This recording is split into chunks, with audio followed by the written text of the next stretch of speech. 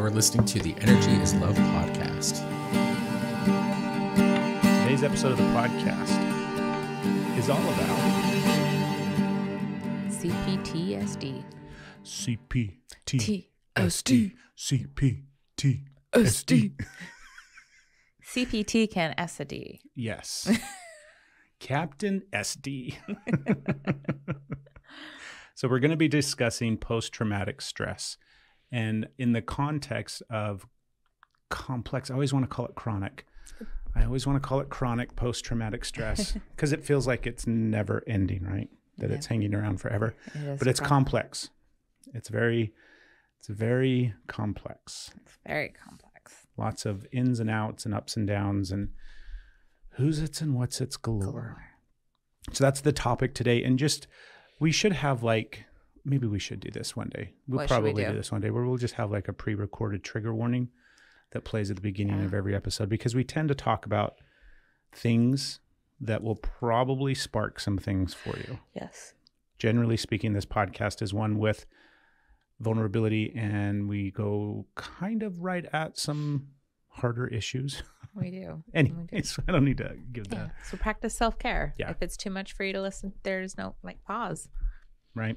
You can always come back to it. Get support. Or you can skip this episode too if you need to. Perfectly timed, not unison, synchro. Wow. Isn't it? Yeah. Craig's going to slow down a little bit. Our synchronized drinking. Yeah, our synchronized drinking. If there was one sport that you would want to participate in the Olympics. That was synchronized. If it's synchronized swimming, that's fine. But what would be another fun synchronized sport? What was that thing that I nailed the other day that I told you? I'm like, I'm basically an Olympian now. Yeah, what was that? That's what I would do, because it was Olympian level. I think it was like throwing a TV dinner box, like a Frisbee. Yes. I can't do Frisbee. It's not Frisbee. That's right. But it was the TV, and I managed to wing it at you, and it did this perfect curve and glided right to you with perfection. Yeah. So mine would be some weird one like that. I wouldn't have an actual thing. It would be some weird, wow, that's an amazing talent. That's right. That's what it would be. You'd be like, I got a gold medal in what? Well, it's kind of hard to explain. Do you have a minute? No, it'd be so easy. It'd be awesome. I'd have so much fun. It would be fun. So much fun. I'd have something fun and unique. What about you? I think I know, but what would you say? I don't know. What do you think I do? Or what do you think I would do? I have two things in my brain that you really like. I like synchronized swimming. Have you ever seen it? No, what is it? I'm sorry. I'm sorry. Oh, I kicked you. I'm sorry. Have you ever seen Amazing on TV? How hard it is and how they're I can barely doggy paddle. Right? I have mad respect for synchronized swimmers. Yeah. It's gorgeous. I love it. So what do you think I would do? Ice skating. I'm like one of those people. I really like watching ice skating. Yeah, me too. I haven't for a long time, but I just think it's awesome. Right. I love the couples when they do the it's awesome. I was thinking, let me make some noise. Open here. Tennis or jiu-jitsu, because you're really good at them. I don't think they've got jiu-jitsu in there yet. Well, that's because they haven't met Craig. They're supposed to, right? I think that it's coming. Is it coming? It might be already. I don't know for sure. I don't really watch the Olympics, so I have no idea. Yeah. Do you watch the? No, sometimes you do. I know. Watch the Olympics. Well, sometimes it's on, and it's I'm like, why are? I haven't watched it in years, really. Yeah. There's a part of me that is it just doesn't have the same appeal, huh? It doesn't. It really doesn't. Yeah, I wonder why. Anyways, that's not what this episode is about. You're not failing. You're probably healing, and that's why it doesn't have the same appeal. So, complex post-traumatic stress. First and foremost, if you've never heard of the topic before, or if that's a new acronym for you, post-traumatic stress is something that a lot of people are familiar with, and we tend to associate it, I think, in society with veterans come home from war and they have flashbacks and all those kind of things. And that's totally the case. That's an aspect of how post-traumatic stress can show up.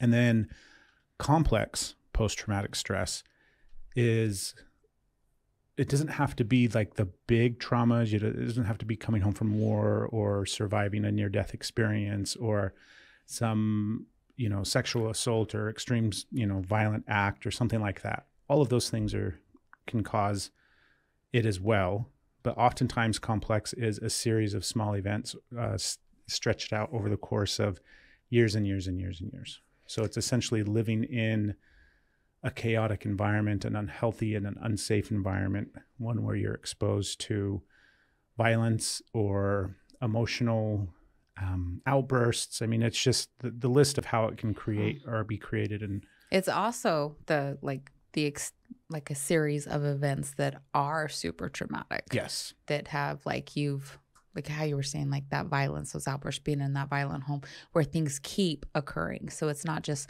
you don't have one event that you are experiencing this from. You have a series of events that were present over an extended period of time, a reoccurring thing. So it's now a part because you have a lifetime or years and years of this is what our understanding is. Yeah. And we both experience it. It's something that we both, I don't want to say have. I'm in that state of, I guess, healing at this point in my life where I'm trying to not be, I'm trying to shed myself of all of these labels, right, over the years that I've kind of wrapped myself up in at times. But I definitely have CPTSD. And it's something that I experience from time to time, and it's something that kind of manifests in my life. And you do as well. Yeah. Do you think it would be beneficial, or not do you think it would be beneficial? Are you willing to discuss just some contextual understanding of how it was developed in our childhoods? Yeah, we can do that. It's also funny. I still have I remember not even being willing to admit that I had PTSD. Right. That was like, no, I don't have that. I don't have that. Like for a long time. For a very long time. And then when I had it, I probably admitted that I had it and healed it. That was probably how I coped with it. I'm like, yeah, I had it, fixed it, don't have it anymore. I remember my, I guess, I don't know what to call my person that was helping me at that time, my healing person. Boy, words are going to be hard today, right? When I was given that, when they put the C on top of it, I'm like, not only do I have to admit to the one, but I got the big one. Like, excuse me. It was hard. So it's funny how just that coming up right now is just like, it feels so heavy, but it's also like, it's not something that you have to wrap around yourself and like, this is the way it is now. This is the way my life is now. It's like, oh, this explains a lot of behaviors and actions and choices and feelings that I have had and the way that I've moved through things. Right. And now it explains how like I may struggle in these areas. Yeah. And it sucks. And it sucks. And it's not like there's more to me than that. Correct. There's way more. This isn't like. Yeah. And it's also like, it's funny too, that it seems like it's a bigger burden to carry, right? Rather than just PTSD. Somehow the C on top of it has somehow made it a bigger thing. Well, it was the, I guess for me, it's like where I had to really admit what things were actually like instead of sugarcoating it or denying or avoiding. And it's not that bad. The way you minimize experiences so that you can survive them, but then you can continue to not be like, not deal with them because there's so much. So you minimize, negate, push away, deny, all the ways. And so it was just kind of it was actually a big deal. Yeah. And so it's set a little harder in the awareness. Now I get to sit with these incredibly hard things and work on healing them. So yes, you do get to do all of those things. You do too. And we have been. The intention is to talk about this. It is a difficult topic to talk about because it does bring up a lot. But the idea is we're going to discuss some of the ways that if you do feel like this, you can relate to this, how it might be showing up in your relationships and how it might be affecting your relationships and what you can do about it. So just back to like my childhood, it's always funny too, right? Because you said the things that we kind of like justify or compartmentalize, because for a very, very long time, I described my childhood as good, right? I had a good childhood, not very many issues. I was pretty happy with it. That's pretty common, actually. Right? Yeah, where the way you... Not a lot to complain about. And then... Like a glorified for survival. Yes. Yes. And there is an aspect of my childhood that was that, right? I definitely have a part of me that can see how cool it was in some regards. And like, there's all of these reels and memes and everything going around about how we had to drink from a garden hose. And why did you have to drink from it? Like, was there just no like sinks or cups available? I'm like, and yeah, that's it. The lady that like goes off about, anyways, right? Like I grew up during that time period and I was okay with that. That suited me. However, that was also like it cultivated a lot of traumatic experiences that I had to navigate as a child. Things like adults were really like violent and angry, and it wasn't just your parents. So like back during that time period, and rather than pushing it out like in some generation, what is that? Is that the X or the Y or the millennials? What are you looking for? Like the boomers? What are you looking definitely at? Definitely not we're definitely not fucking boomers. Oh, you're saying we are. I thought you were talking about the generation that was mean. That had to drink. Yeah, they were the mean ones. Those boomers were assholes. But that time frame for me was filled with a lot of, I mean, you were out and about by yourself a lot or with a group of friends and exploring. And I grew up in a small town, so I was able to kind of ride my bike everywhere around town. And you just had a lot of freedom to roam and do what you wanted to do. And the reason for that oftentimes is because your parents were working and they weren't about to like pay for a babysitter, right?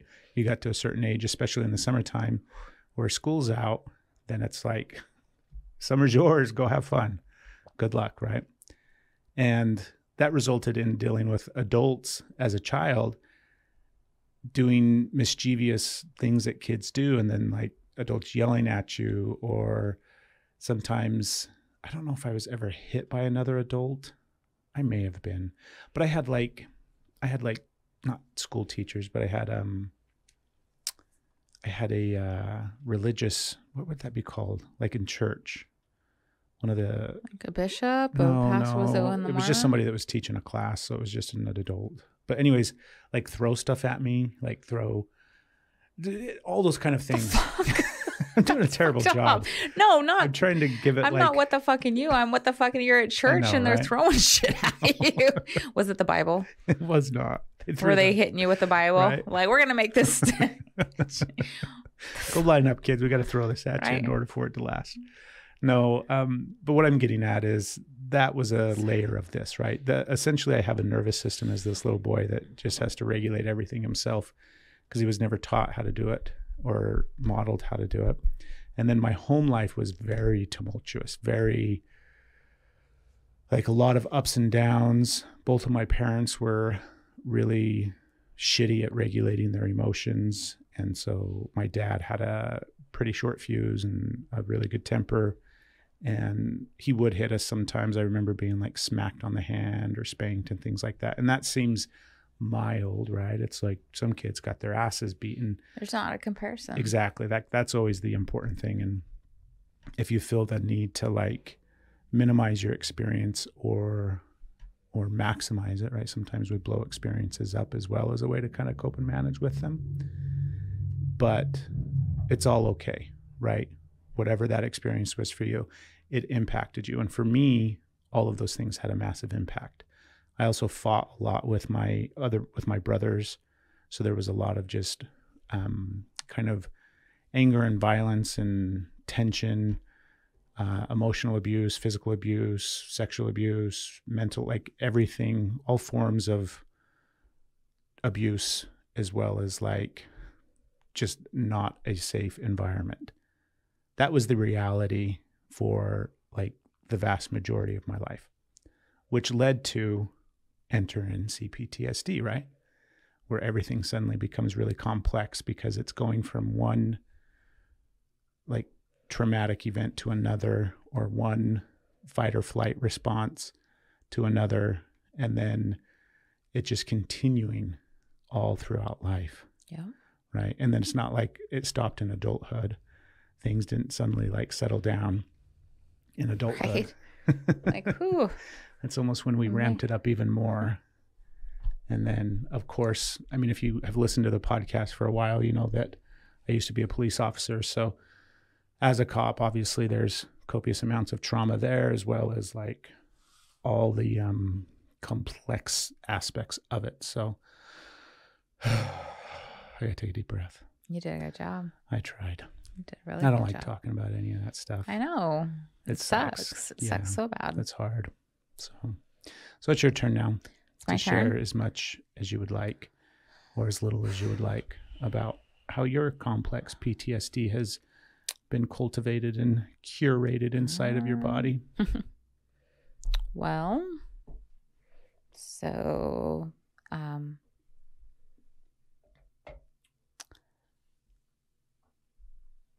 wow. It's kind of totally got frozen there. It sucks, I'm like, it? they can hear. They're going to listen to this episode, and I totally got scared. Yeah. Which it's like, I am safe. I am safe. You know, one of the most liberating things I ever heard, and it was also from my witchy woman that just was like my coach that just helped through everything. When I got scared like this and talk about things is like, they gave you that story. They gave that story to you, and now you get to do with it whatever you want. You get to tell it to whoever you want. You get to say it. Like, they gave you that, so now it's yours to do with as you please, which means I can talk about it. If they don't want me to talk about it, shouldn't have given me that fucking story. Right. Right. So give me another story to talk about. Like, all the reasons that are like piling up right now. I've done really good about being really candid about things, but what my body's experiencing and feeling right now, and kind of like where I am in my process, or what's happening in this moment, what I'm unpacking, I'm very afraid to speak. It's really hard. So it's like that progress that it's a cycle. You know, it doesn't just happen linearly, which would be, you know, if it was linearly, man, we'd be doing so nice. Good, right? If healing was like a very clear 1-step, 2-step, right? 3-step process, we'd be step, killing it. Right? We'd be like on level 56. Oh, I feel like 100,000,005. 100,000,005, and now I'm back on 2. I'm on infinity level. Right? How did I get back on 2? Like, this sucks. So yeah, just exposed to massive, copious amounts of emotional, physical violence or sexual violence from very young age, that progressed throughout my life. And then I sought out relationships and experiences, not like intentionally, right? I wasn't like, oh, this is what'll be fun for me to do on a Friday. No, it's just like, because that was in the patterns, that's what I recognized, all the fucked up ways that trauma recreates in your space. We talk about that, right? That's one. It's on our list. How relationship patterns will mirror trauma from your past. So even like non-relationship, just finding yourself in an environment where now this is happening. Mm-hmm. So it just kept getting recreated until, like, you know, it's really kind of like messed up the way that it like got recreated until my 30s. And then I still found myself in one more situation where, I don't even know how to say it. I still found myself in one more situation where it was like, did everything right, and still something really shitty happened. And it's immediately I'm like, okay, it wasn't that shitty. It was just a thing. But like, no, that was really fucking shitty. Yeah. You know, not to. And it caused a lot of problems. It caused, and I still didn't have a voice. I still, even after all of that, I couldn't speak out. I still like suppressed. And then when I brought it to a person, and then like, I don't know. It's just so many times like your voice not being validated. And when we get stuck in that of our voice not being validated, we like, oh, quit speaking, instead of being like, speak more, say it more. You may have spoke it to a person who did not know how to handle it, how to respond. Keep speaking, keep talking. Like, just because one person couldn't, you know, but we shut it down. We feel shame and like, we just shut it down. So I there's a journey of it developing in my space. And yeah, so it's here.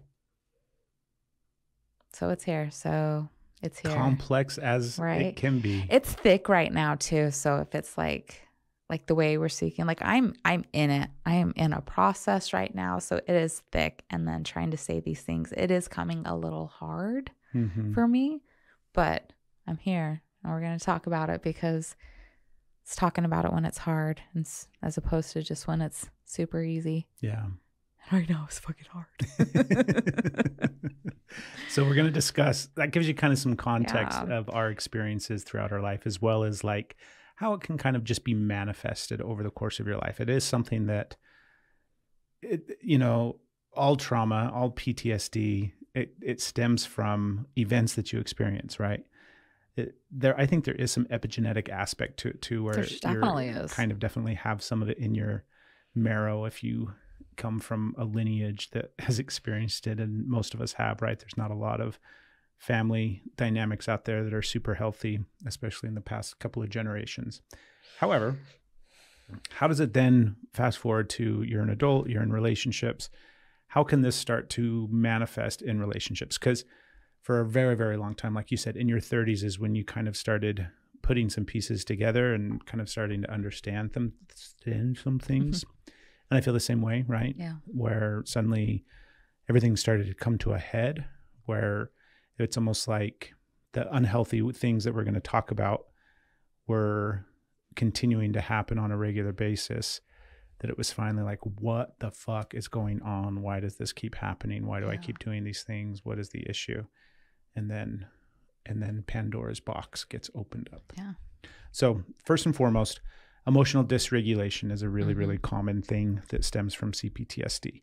And this is just literally like the simplest thing to understand, because you don't have capacity to regulate your nervous system and or your emotions. When you're a child, you have to be shown how to do that. So that if you think about the newborn baby that just cries to get all of their needs met, and eventually as they continue to develop, they learn different ways to communicate those needs. And then at some point, they communicate a need and it's not met. So then they have to learn how to soothe themselves and cope and manage with that emotional or physical need that's not being met. And that's where we start to introduce coping mechanisms from a very early age. And you use the coping mechanisms that you see and or witness around you. And oftentimes you will mirror your children, not your children's. You will mirror your parents' coping mechanisms in some way, because you're understanding what they're doing from like a childlike perspective. So then you will do the same. So that's why we don't have the capacity to regulate our emotions, right? That's why we have big mood swings. That's why we have tantrums. That's why we isolate ourselves. That's why we might lash out in anger and rage and frustration and all of those things that can happen. It stems from this, or it can stem from this. Right. This isn't like an all-encompassing thing too, right? If you have a difficult time regulating your emotions, it doesn't necessarily mean that you have CPTSD. And if you have CPTSD, it doesn't necessarily mean that you have a hard time regulating your emotions. It probably does, but there's not, sometimes we have feedback from people on these podcasts or on some of our content online, and they're like, what about this? What about this? What about this? Yeah, we can't address every single person out there in the world. So if you feel that this doesn't necessarily apply to you, awesome. Yeah, and like I will add just a little bit to that emotional dysregulation. A lot of times, that's, oh my gosh, words are so hard. It shows up, it's not gender based on how it shows up, because gender doesn't play a role, but it does show up more commonly is the way you described it in men, and more commonly in women, with shutting down, emotions turning off, not being able to connect, losing time on throne, that super big isolation, not getting things done, not being able to check things off a list. And I don't mean there's this, I mean basic things. For me right now, I got to do those damn dishes. They are it's just, I don't have it. I'm dysregulated hard, and it is showing. I can't keep up with life right now. And so it looks like lazy and I don't even know all the shitty things you can throw at it. So like commonly, not all the time, like, cause it definitely goes both ways, you know, but one of the ways that it looks at is like women look like they're being lazy and useless, and men are being overbearing and aggressive. And it's just like, they're just so dysregulated at that point of where things aren't, their insides are just turmoil and trying to figure out how to make sense of things. And that's the only thing that is happening. It's like they're not in control. Not like you're out of control and not responsible, not saying that. But it's just you don't have the will, essentially. You don't have the will at that moment. And it is so hard to be like, well, I'll just snap out of it and grab the will. Or I'll just snap out of it and, you know, calm down here. There's so many, it's just so hard. And it really takes a toll on you. The shame that comes with it just like amplifies it. Yeah. Every single time in our relationship, when I've had some sort of like outburst, some sort of angry filled slamming doors, do you know what I mean? Like just recently we were out on our nice little front porch patio area, chilling and relaxing. And I had like this burst of anger where I threw one of our chairs off the porch. I was like, what are you talking about? Right. And it's like, every time that happens, shame is close. Yeah. Like it's the thing that follows the outburst, because for me, what would happen was I would have the outburst and then I would be punished and isolated. Right. So I have a need that's not being met and I don't know how to communicate it or express it, or I do communicate it and express it and it gets shut down, or I get hit or something else, right, in response to it. So then I learn not to communicate those things. And then eventually it blows up into an outburst. So this is all as a child, right? Blow up. And then I'm punished even more for that. And then I'm also isolated. I'm sent to my room by myself. So it's like, good luck regulating that nervous system, little boy. He just fucked. Right? So the shame that comes in association with it is like so intense. It just like literally, it's like one is immediately followed by the other. And we both have this ongoing challenge of kind of regulating our emotions and being able to feel them and communicate them and express them. And you can imagine what that looks like, not the regulation part, but how difficult that can be for emotional connection and for healthy communication and everything that's kind of needed for a relationship. Right. Drop in for a moment with your relationship right now. Yeah. Yeah. So if you both are experiencing, you know, CPTSD or have a difficult time regulating your emotions, it's an uphill challenge for sure. So next up on our list is hypervigilance and trust issues. And we both have this. We have this like in spades, right? The idea that we're constantly scanning our environment, hyper vigilant for any threats or dangers, right? It's going to lead to difficulty with trust, not just with the world and with other people, but also with each other. And it can manifest in your relationship as kind of excessive suspicion or fear of abandonment or just fear of worst case, whatever. Right. Take your pick on whatever today's anxiety-filled fear trip is going to be connected to. You know, while it's just like, I want to like shed some light here too, because we're sitting here and it's like, it feels pretty doomy, gloomy. Like, oh my God, like that seems hopeless. Yeah, there's 5 things on this list too. We only got to number 2. There's also like, there's the ebbs and flows. Like right now I am in it. Right now I am feeling a lot. And it's just like, it's super heavy. And like, there's definitely ways that I can be doing better than I'm doing. And because of the massive amount of healing that has taken place, I am doing a good job. And like, this brings it up, like the hypervigilance and trust issues for one. That's a big one for me. I get super like, just really, really hypervigilant, and that emotional monitoring, just like really, really intense. And trust, I see all of it. I'm totally like, what would look like in the past was I would be sure that you were up to something, right? That you were doing something hurtful to me. And I would be like looking for ways of where it is, or even accusing you. Whether or not it was factual or not isn't the point. It's like how I was coming about it. And how I'm coming about it today is I'm telling you, oh, I'm feeling insecure. Like, I'm not putting that like you're doing something wrong. I'm not like, oh, it must be, I'm not trusting you. I have aware of my emotions and I'm still feeling what I'm feeling, but it isn't an outward projection with the level of like, I'm sure it's you doing something wrong. I'm like, I'm feeling insecure. I need a hug. And I'm allowing that to come in. I'm not regulating my own body in ways I'm like, why is my body doing this? Like I'm at conflict with my body right now. But it's not hurting as far as I can tell at this point, or at least like it used to. It's not hurting our relationship because I'm not putting it as you're doing something wrong, as your fault. It's like, okay, this is what's going on in my body. This is what I'm feeling. And I'm feeling insecure. Can you give me some love? So there is a big like... What you just highlighted, it is a really big difference, right? And that's like right at the end there, you're like, I'm no longer projecting it outwards.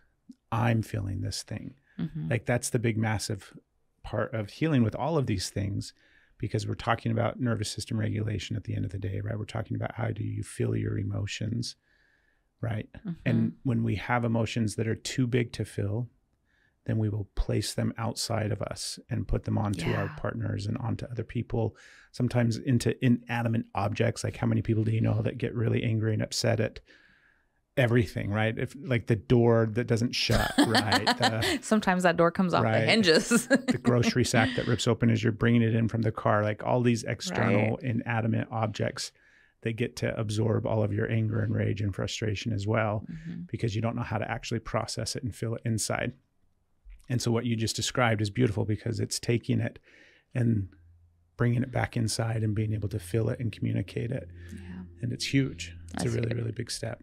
So that's like, if you're feeling the weight of all these, it's work.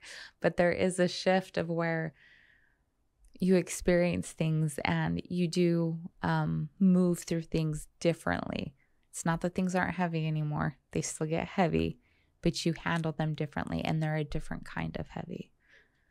And it's the way that this one manifests for me, and I just kind of have been realizing it, because it's really easy for me to think about the hypervigilance just from the time of being a police officer, right? Mm-hmm. And I'm like, that's not really the norm for me. I mean, I have that as a side effect of being a cop for so long, but I don't think I really had that prior to being a cop. I mean, I was aware of situations and things like that, but the real hypervigilance of like making sure that I know where the exits are when we go sit somewhere, or constantly, being on point in regards to everybody around us. And I don't do that as much as I used to. Yeah. But I think the way that this manifests in our relationship. So when I'm activated and I'm experiencing something, right, it's probably fear-based. It's probably anxiety. It's probably any number of things that I don't have super awareness of, but I will become hyper-focused on everybody else's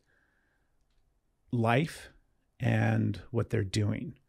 But the way that it comes across is like incredibly micromanaging, judgmental, where I'm like, did you do this thing? Have you done this thing? When are you going to get this thing done?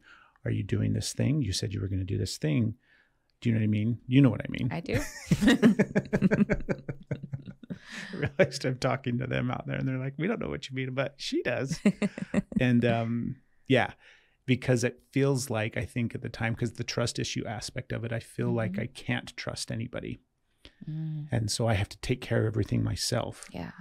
And then I'm pissed off that I have to do other people's things. Like it's not my responsibility to take care of whatever that thing is that you were supposed to take care of. That's your responsibility.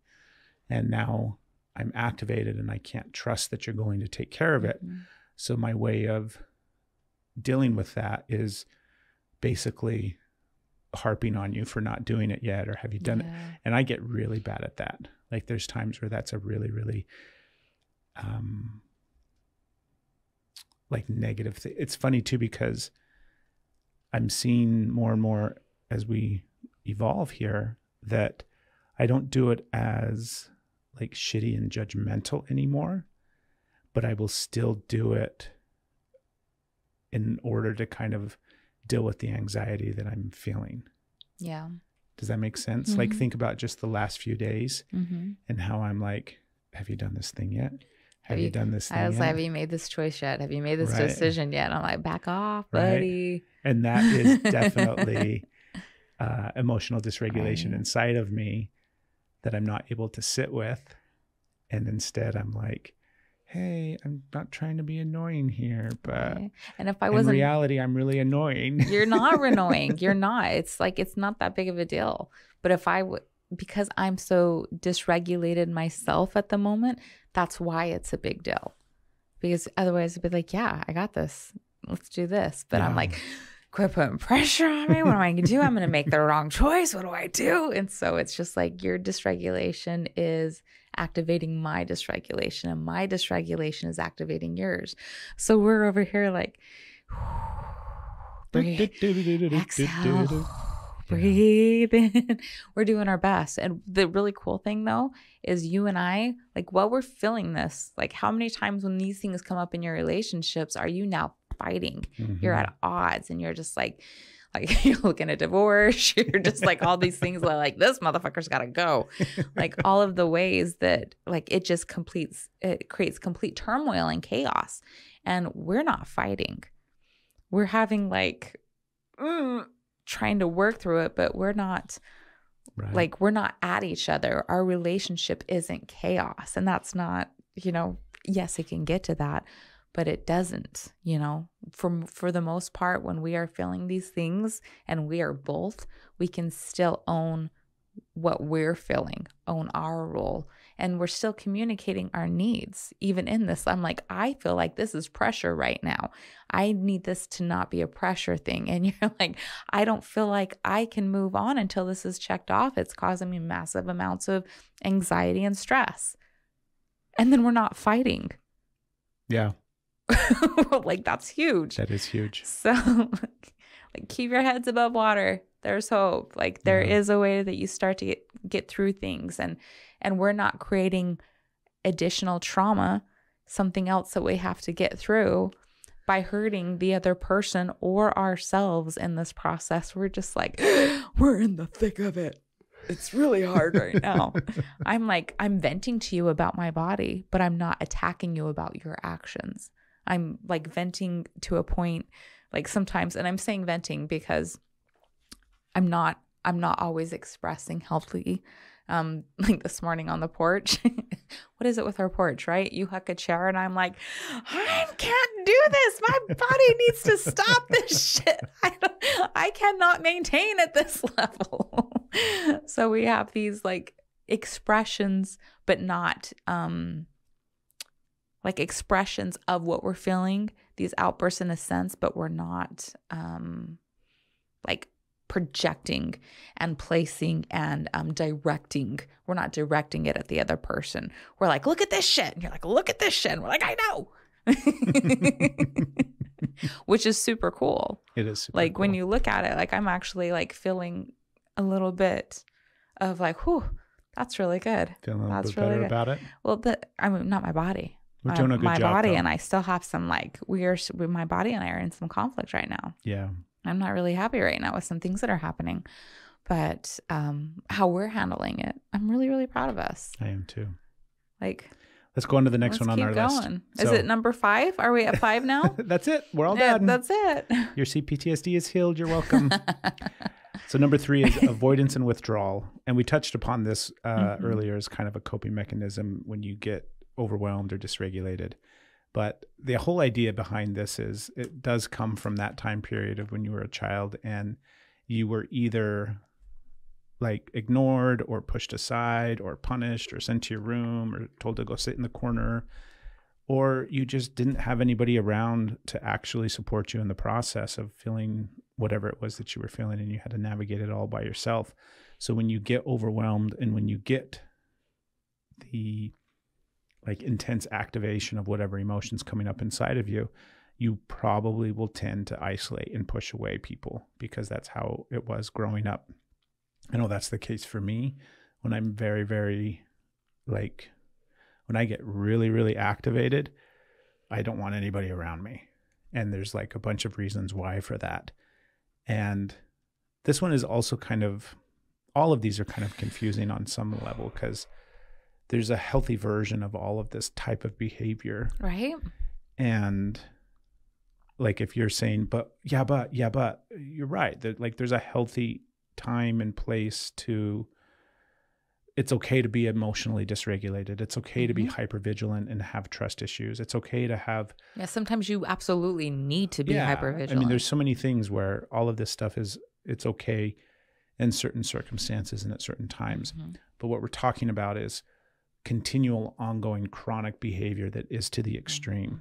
And when you have the ability, not the ability, but when you have the tendency to avoid and withdraw from difficult conversations or from your relationships, and you start to isolate yourself, then it just has this like snowball effect where, you know, suddenly the difficult conversation that we need to have that might take 5 minutes or 10 minutes, or maybe it'll take 3 days to go through. Right.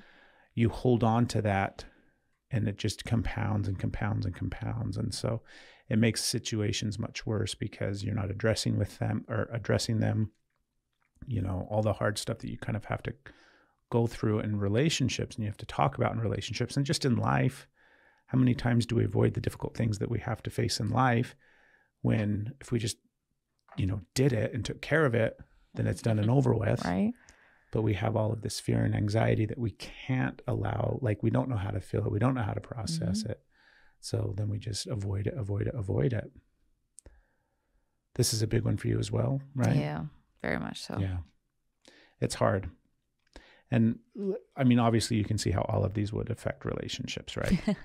Where it's going to be hard to be in a relationship with somebody that is constantly checked out or unwilling to show up to the conversation or has, you know, there are so many ways that people do this where they will isolate themselves in man caves or she sheds or at work or with, you know, dive into being the parent and the caregiver and the kids, and you obsess and make sure everything's like put all that pressure on your kid. That's another big way that people will avoid is by basically directing all of their attention into some other aspect of their life where they feel like they probably have control, as opposed to all this other stuff that's coming up inside, or maybe the struggles with the relationship where you feel like you don't have control. So big issues. Right. Number 4 is difficulty with boundaries. I don't think this one's actually a big deal. No. We can just move on. Boundaries are, yeah. Yeah. So the idea is that when you have CPTSD, it impacts your ability to kind of establish a healthy boundary because you don't know what they are. You probably have zero modeling over the course of your life. You only have modeling of unhealthy boundaries in relationships. So you're going to struggle with asserting your needs or setting any limits. If I don't know what my needs really are, how can I then express them or set a boundary around them? And what that allows to kind of take place is that your needs are just constantly being kind of stepped on, your emotions, your wants, your desires, all of those kind of things. If you don't have boundaries around yourself or around your relationship, what we expect and what we don't expect, all this kind of stuff. That's why boundaries are so important. And when you have CPTSD, it makes it really, really difficult to do that because boundaries also aren't safe a lot of times. Like if I express this need, like, I mean, the story that I have from as long as I can remember, if I'm expressing something to you, Steph, as far as like a need or here's a boundary that I'm setting, even if it's like a healthy one, my immediate response or the thing that follows it afterwards, right? Earlier we were talking about how shame comes on the coattails of all of that anger and rage outburst. Like what comes up for me immediately afterwards is like, she doesn't love me anymore. She's going to say, like, basically she's going to invalidate that as a need. And then she's just going to be like, well, if that's what you need, go do it. Then I'm done with you. Even if it's like a healthy thing, like I'm going to set aside, you know, every day at 3:00, I'm going to go sit in our sunroom and I'm going to meditate. And you're like, good. Okay. And I'm like, she's going to leave me. She hates me. This is over. I've expressed a need. And she said, yes. And really what she meant was, I hate you and I don't love you anymore. So it's crazy. It's not crazy. It's not crazy. It's not crazy. It's something that was learned. Like you're still trying to, like, these things that were very much true for you. It's really hard to accept the fact that they may not be true anymore. It's been proven over and over and over again. So now when you're in a space where it's not true, like, it's not crazy that you still, like, how would you, your body, you intellectually know, right? You intellectually know it's fine, but your body has been proven time and time again that it's not safe. Yeah. So your body, like, it's going to take time for your body to recognize that. And it's like so many times, like, it's not only like your boundaries when you have them set, there's also the part, like, from a kid, your boundaries were never, I mean, you can think about that in the healthiest way of, like, making your kid finish their plate, right? Eating everything on their plate. They're telling you they're full and you're like, bullshit. You're not full. If you don't eat all that, you're just going to be asking for something else. So right there with that, we're like, your needs don't matter. You can't trust your body. You're really not full. And if you don't make yourself miserable and uncomfortable, you're going to actually, you might want something later on. And I don't want you to have something later. It's just so many ways. And, like, I did that. Like, I'm sitting there, I'm like, I know you're still hungry. Eat your food, eat all of it. I know you don't like that vegetable, but you got to eat it. You're going to sit there until you eat it. It is such, like, now granted, if there's levels, right? Because if you don't listen, you don't have to have a rule. Otherwise they just sit there and eat Cheetos the whole time. And then that's all they eat. Yeah. But there's a part of it of where we're just, like, bringing attention in healthy ways of where, as children, your boundaries were not, like, think of tickling, right? They're like, no, stop. And you just keep going without stopping.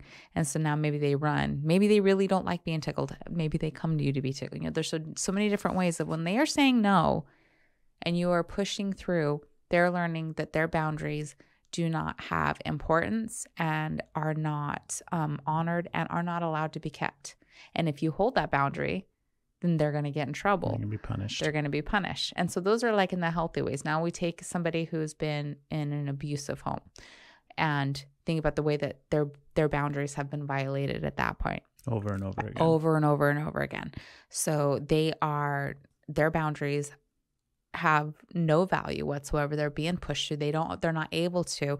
They are likely to be experiencing even more trauma and abuse if they try and uphold a boundary, and they can't even talk about it. And then what they are feeling has been invalidated and minimized, and they are wrong. So they have to keep these secrets. They have to minimize what happens. So they're losing trust in themselves and intuition. Their boundaries have no significance except for punishment. And then you're an adult in a relationship and you're just supposed to be able to assert boundaries. This is why it's so hard. And this is why it's so scary to say, I'm going to go meditate at 3. Right. I'm going to go do this, because your body's like, fuck that. So it's just like this patience. It's not crazy. It's totally like understandable. And so giving yourself that love to, like, help your inner child know that it's okay to have a boundary. And the scary thing is sometimes you're going to set a boundary and it's not going to fit somebody else's boundary. And it is going to cause separation. And there's the adult version of you that has to learn how to be okay with that and help the child version of you handle that. And that is, like, wow, so hard. Like, we need help doing that. Like, everybody needs help. That is something that it would be lovely to be able to learn all on your own, but it takes practice and help to be able to find safety within your own boundaries. Yeah. Okay. I kind of went off there. No, that wasn't going off. That was all really good, right? Okay. So that's you're also not crazy. It's not crazy. Something that we both struggle with. Yes. Right? Not me. I got that shit figured out. Did you just listen? I know my boundaries. I state them and then that's it, right? Right? Like, I know what a boundary is, and I know why it's beneficial, and I know why it's been difficult to have. Done. Oh, you mean I'm supposed to have boundaries? I'm doing better with boundaries too. You're doing really good. Yeah, we're both doing good. So last up on the list is also, we mentioned it earlier. We're both doing really good. Pause. We're both kicking ass at boundaries. Are we? Yeah, we are. Yeah. Doing good at something doesn't mean that it's easy. Like, if you're doing it and it's hard, so you invalidate it and being like, oh, it shouldn't be that hard. you did it. Yeah. Like you get to count the victory and the success and the good job, even when it's hard, especially when it's hard. Yeah. So you struggle with something and you still did it. Good job. I know, you right? did it. We don't feel like we've actually accomplished the thing until it's easy. And then if it's easy, you're going to be like, that wasn't even hard. I can't even count that. Right. Well, I didn't work hard enough for it, so it doesn't even matter. I'm trying to remember the last time something in my life felt easy. Like nothing feels easy right now. Even just like running down to the store to get fucking a loaf of bread. I'm like, dude, that's so hard. That's so much work. I don't want to do that. That's a lot. There's so much I'm not doing right now because it's like, that's so hard. You're doing so much too. Right? Okay. Okay. Thank you, babe. You're welcome. So last up, relationship patterns mirroring trauma from your past, which is the beautiful cycle repeating itself, like you mentioned earlier, where we will just recreate all of the chaos and all of the trauma and all of the abuse and all of the events that we were raised in, period. That's just happening. And it's going to continue to happen until you have awareness of it. So if you feel like, why is my life spinning out of control? Why am I in this unhealthy relationship? All of these things. Now, I'm always hearing the person that's like, I didn't have a traumatic childhood and I'm in a crappy relationship. Okay, that definitely happens. It doesn't mean, like, if you don't have CPTSD, like, my concern is it's okay if this doesn't apply to you. Right. You don't have to make it apply to you. Yeah. If this doesn't fit, it doesn't fit. We're not saying this is you, this is everybody. Like, if this is for you, it's going to resonate. If it's not resonating, it doesn't fit, that's okay. You don't have to make it fit. Yeah. Like, everybody's on their own journey. Yes. It's okay. You're not doing anything wrong if it doesn't fit. And we're not doing anything wrong if it doesn't fit. So it's okay to not relate. And I would really, really encourage you to look at your past. Yeah. If you continually have shitty relationships and seem to be attracting the same type of abusive partners. Because that's just human nature to repeat what you were raised in. And like I said earlier, unless you start looking at it and bringing awareness to it, like, that's when it starts to change. We did the exact same thing. We met 10 plus years ago. We met 14,000 years ago. And when that happened, all we started doing was mirroring trauma from our past and bringing it out into our relationship. And it wasn't until we started to unpack that trauma and start to really look at it, did it change in our relationship. Yeah. Right? Yeah. Otherwise, what would have happened? Who knows? We wouldn't be sitting here right now. Probably not. We might be listening to one of these podcasts being like, man, we should I should work on my shit. So just know that that's another way that CPTSD will manifest. And that's why you're repeating those patterns, and that's why they keep coming up. Yeah. And it's going to continue to do that. Yeah. Because of the complex trauma that you experienced throughout your entire life. It had an impact on you. And that's okay. Right. Like, the whole thing is, I shouldn't have been this, or I shouldn't have done that. Like, you're a kid. You did absolutely amazing surviving to get to this point in your life. You figured out how to do it all. You figured out how to take all of that abuse and trauma and still manage to survive. And not only that, like, you have, I bet, lots of really beautiful memories and joyful experiences and happy things that you can recall as well along the way. And if you don't, that's okay too. But just because you have these behaviors, or you feel like you have this label, it doesn't make you any less worthy of love. It doesn't make you any less worthy of happiness. It's just it's literally like, what else was supposed to happen? When you put a child into an environment where this is the environment, this is the result. And that's okay. Now we just get to heal it. Right. So what else, babe? Anything else on the topic before we move on? So much on the topic, but I think it's okay to move on. Right. Yeah. There's like, it's so hard. They're sitting here seriously, like a million things that are not a million. There is so much. That I'm like, oh, we need to say this. We need to say this. We need to say this. And it's like, yeah, we're just going to have to this. Yeah. A lot of what we believe is necessary in order to kind of heal and change from this experience, or to change and heal from this, is recognition first and foremost. It's always like if you want a linear aspect of healing, the first step is always recognition. You have to realize that there's actually something there. If you're just still walking around like, why is my life so miserable? That's a good question to ask. Yeah. Right? But then you have to start looking at, why is your life so miserable? Why are your relationships so shitty? Then that's going to take you down a rabbit hole that eventually it's going to start to connect to and bring awareness to some reasons why those things are happening in your life. So you have to have awareness of something first and foremost before you can change it.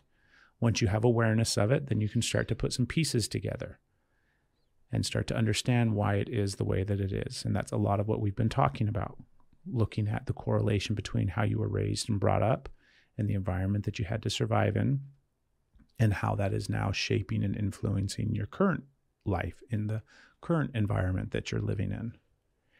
And then once you kind of get a lot of that work done, and all of this takes time, like just to say it takes time, because some people go through things faster, some people heal differently, but it's going to take some time. And however long it takes is totally okay. However long it needs to take is how long it's going to take. And then there comes a certain point where you have to start, I shouldn't say have to, what's a better way to say that? You get to heal your nervous system. There's an internal part of your body that regulates your emotions and all your hormones and all sorts of different things that needs some love and attention and some support. And that's a really, really big step in the healing process, is allowing yourself the opportunity and the space to start healing your nervous system. So that's a whole other podcast. So hopefully you resonated with some of these. If you have questions about any of these, please reach out. Yeah. You can always email us. If you go to the website, you can click on there and the contact and all that kind of stuff, or you can just email us. It's info@energyislove.love. If this landed for you and you really just like resonated immensely with all of this, you can reach out and tell us about it too, right? Sometimes people will just share with us their stories of what they've gone through, and we love hearing those as well. And then if you don't like this and you're like, bullshit, I think it's this, you can message us too. So don't hesitate. I want to say this too, if you are resonating and you want to keep this conversation going and conversations like this, come join our community. Yeah. Go to our website, check out our online community, Energy is Love Together. Come together. So this part of the podcast episode is where we get to answer questions, and it's like our favorite part now. It's just getting better and better. We started it this year. Mm-hmm. We kind of done it off and on over the years with the podcast in some capacity, right? Yes, we have. Right. I was thinking about the voicemail part. Yeah, but now it's we're going to do another voicemail today. We also learned something. The voicemail cuts off at 3 minutes. So if you get cut off, like call back and continue your message, or keep in mind you got to have it within that. But yeah, like this message is like so good and there's so much to get into, and it cut off. Yes. And so like you could even call us back if you want. Yes. But we're going to go with what we got on it, because it was a really good message. So before we get to the message, if you want to call and leave us a voicemail, it's 423-521-0355. And that's in the show notes down below too. So wherever you're listening to this, you can find it there. Okay, here we go. Hi, good evening. My name is Erica, and I'm going to try, I think our brains work very similarly. I'm going to try to form a question out of this statement, but my partner found you like on one of those stupid Facebook reels, and so we've been watching it. He sent me a few, and then in one of your things I heard you had a podcast. And since the pandemic, I'm like kind of a podcast little person, but I just wanted to call because holy fuck. I'm going to say fuck. I work overnight, and I did a deep dive on your podcast last night, and I'm like, literally I'm listening backwards to your most recent, and I got all the way, I'm down to the ADHD podcast, and I'm like, every episode I'm like, ding, ding, ding, ding, ding, ding, ding, ding, ding, ding, ding. Like, you just hit on so many things. My partner is away, and I'm house sitting for the dog, and things are moving really quickly with him, and I feel very secure, except for when we get into our... The only thing we really fight about are things that are beyond our control. So I suppose I'm trying to pose a question, because I'm doing the stepmom thing, or walking into a relationship, and a lot of his trauma comes from his child's mother, and vice versa. But I've already established quote unquote dominance in mine. Like, unfortunately, I just fled an unsafe environment, but he was not able to prove the same thing. So the custody is an issue. So he cowers down to her. They're currently on vacation together in Florida, which is super triggering for me. And all of these and I know, I know they're untrue stories that I'm telling myself because I know the relationship that we have together. However, he's on vacation with his ex-wife, so obviously it's stressful for him. So he's not able to check in regularly and drop in, and we're not able to communicate in the ways that I want or need. And then so when he gets back, I will join I want to join your newsletter, but I also don't want to him to come home and I'll be like, here's this thing we're gonna. And that's where it cuts off, yeah. Right? Erica, oh my gosh, so much. Thank you for reaching out. Yes. And trusting us to start to look at this together. Thank you for listening to the podcast as well, right? And there's a lot, I think, that stands out initially. And I know that we got the gist, I think, of what your question was in a sense, right? Sounds like your partner is still navigating all of those dynamics with their ex and custody and kids, and which is very, very difficult, very convoluted issue. She's doing the whole new stepmom thing and trying to figure out what your role is there. Yeah. All of that stuff is so hard and so incredibly difficult to navigate. Yeah. Right? So hard. There's not even a word. It's not hard. It's yeah. That's what it is. It's so hard. It's so difficult. It's hard. It's I keep saying it's hard. Yeah. It's a nightmare. Yeah. So we want to validate that first and foremost. The what it sounds like you're going through is really, really difficult. Extremely. And the fact that they're on vacation together right now, that too is... I can understand that's triggering. Yeah. That's going to bring up everything. And it's like you were saying on the call where you're having all of these, what sounds like all these unrealistic fears and all this what ifs and all these different scenarios playing out in your mind. And that too is really common and normal and frustrating and scary. And we could even just speak to that for a moment, where your ego is going to create all of these different things, right? It's always going to create the worst case scenarios. And so all of the stuff that I'm sure you're thinking about of what they're doing, or how does he feel, or maybe the ex is really trying to secretly get him back, and all of these kind of different things. You'll just chase all of those fear rabbit holes all the time until you are able, until you completely spiral out and probably disassociate, or you're using some other coping mechanisms to get through it, or you're able to kind of stabilize yourself with rational thinking and kind of regulate that nervous system that's going all haywire.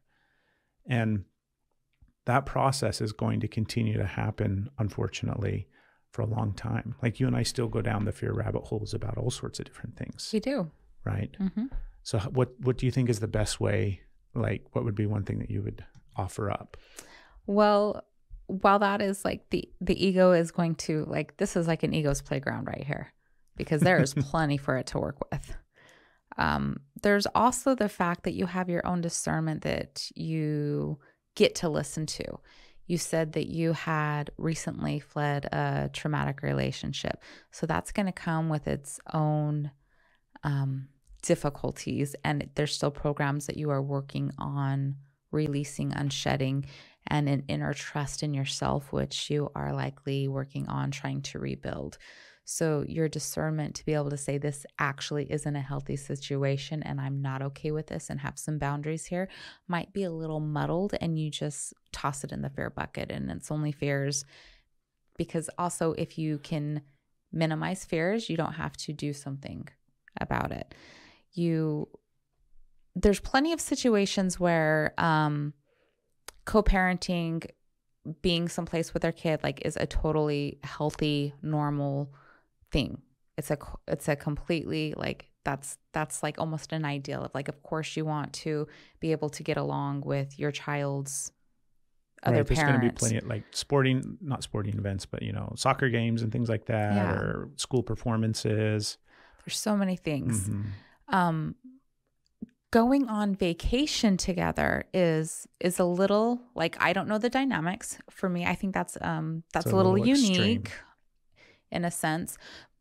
But what you were describing their relationship as, and how he's cowering to her, there's some really unhealthy dynamics. It seems like there's not a healthy foundation that this is taking place on. So it's like you have kind of an extreme, as you mentioned, situation that is sitting on top of an unhealthy, wobbly foundation.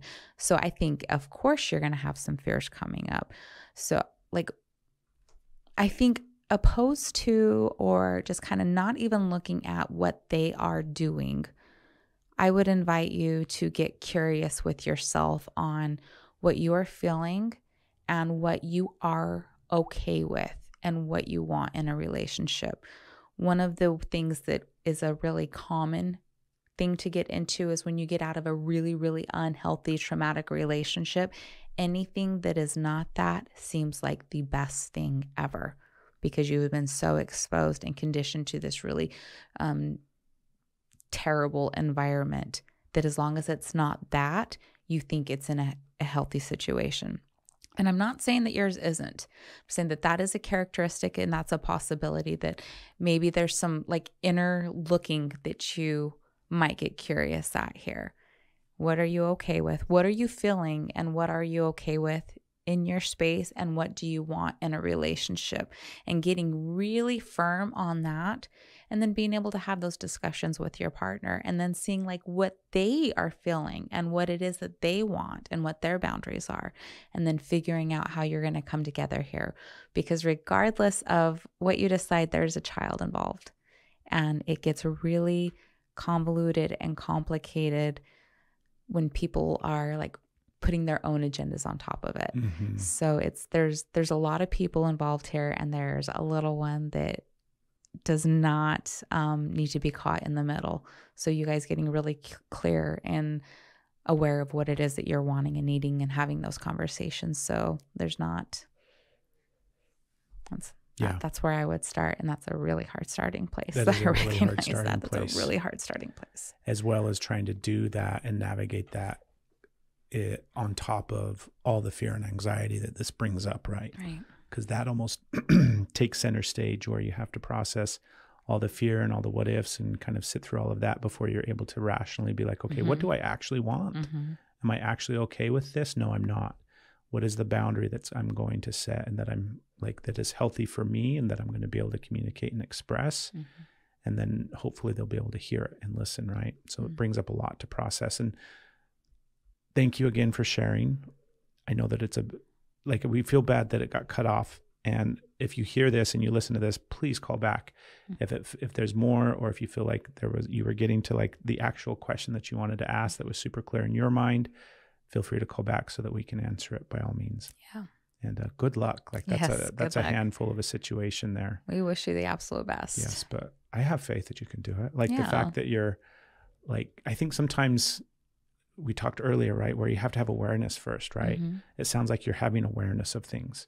You're recognizing some things. You're seeing some things, both, like, good and bad, and things that you've done and things that he's doing. And all of those things are really, really important. You got to have awareness of what you want to change before you can change it. So good job. And again, we do this every episode. So if you're listening and you want to call us with your questions, we'll answer any question almost. Doesn't mean you always say that. I know, right? Because I'm imagining some of the things that people are going to send one day. But it doesn't mean that we can answer every question. Yeah.